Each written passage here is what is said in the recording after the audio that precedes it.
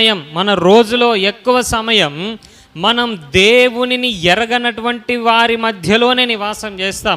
దేవునిని తెలుసుకోనటువంటి ప్రజల మధ్యలోనే నివాసం చేస్తాం. అందుకే ఇక్కడ పరిశుద్ధాత్మ దేవుడు చెప్తున్నాడు ఏంటనంటే be careful, be careful, be careful. జాగ్రత్త, జాగ్రత్త.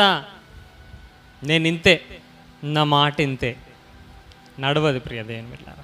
ఎప్పుడైతే నువ్వు యేసుక్రీస్తు ప్రభువారిని నీ సొంత రక్షకుడిగా అంగీకరించావో, ఎప్పుడైతే యేసు రక్తం ద్వారా నువ్వు కడగబడ్డావో, అంతేకాకుండా ప్రతి వారం నువ్వు ప్రభు బల్లలో పాలు పంపులు పొందుతున్నావు కదా, నేను ఇంతే, నా మాట తీరింతే, నేనింతే, నా మాట తీరింటే, నా ప్రవర్తన ఇంతే అనుకుంటూ నువ్వు ప్రభు బల్లలో చెయ్యి వేస్తే కుదరదు. నేనింతే, నా మాట తీరింతే, నా ప్రవర్తన ఇంతే అని నువ్వు దేవాని కన్నీళ్లు గారుస్తూ ప్రార్థనలు చేస్తూ వాక్యం చెప్తూ మందిరానికి వచ్చి ఇవన్నీ కుదరదు ప్రియ దేవుని బిడ్డలారా. మనము ఒక పరిస్థితి నుంచి లేకపోతే ఒక స్థితిలో నుండి మరి ఒక స్థితిలోనికి ఏం చేయబడ్డాం? రూపాంతరం చెందాం, లేకపోతే ఒక పరిస్థితిని మార్చుకొని వచ్చాం. ఇంతకుముందు మనము దేవుణ్ణి ఎరగనప్పుడు, యేసుక్రీస్తు ప్రభువారిని అంగీకరించినప్పుడు నేనింతే, నా మాటింతే అంటే ఓకే కదా, నేనింతే, నా మాటింతే అంటే ఓకే. కానీ ఎప్పుడైతే నువ్వు యేసుక్రీస్తు ప్రభువారి రక్తం క్రిందికి వచ్చావో నువ్వు అంతే ఉండొద్దు, నీ ప్రవర్తన మార్చబడాలి. ఎందుకు? మనము ఎప్పుడైతే యేసయ్య రక్తం క్రిందికి వస్తున్నామో మనము యేసయ్యలో అవయవములముగా యేసు ప్రభువారితో ఏక శరీరముగా మార్చబడుతున్నాం.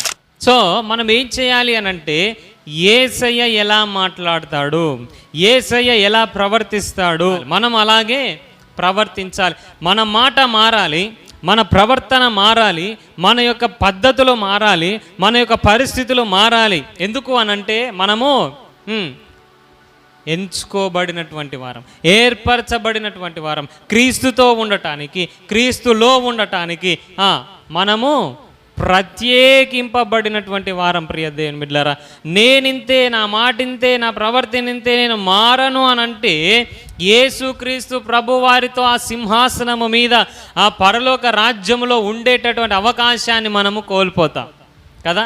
ఎవరికి ఆ పరలోక రాజ్యం అని దేవుని వాక్యం సెలవిస్తుంది అంటే, ఎవరైతే తన ప్రియ కుమారుడైనటువంటి యేసుక్రీస్తు ప్రభువారి రక్తం ద్వారా శుద్ధి చేయబడి యేసుక్రీస్తు ప్రభువారి యొక్క స్వారూప్యంలోనికి ఎవరైతే మారుతారో వారికి మాత్రమే పరలోక రాజ్యం.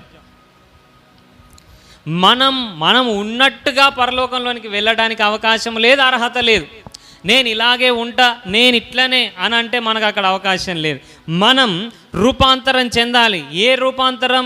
క్రీస్తు వలె మారాలి, క్రీస్తు వలె మనము రూపాంతరం చెందాలి. అప్పుడే అక్కడ డోర్లు ఓపెన్ అవుతాయి.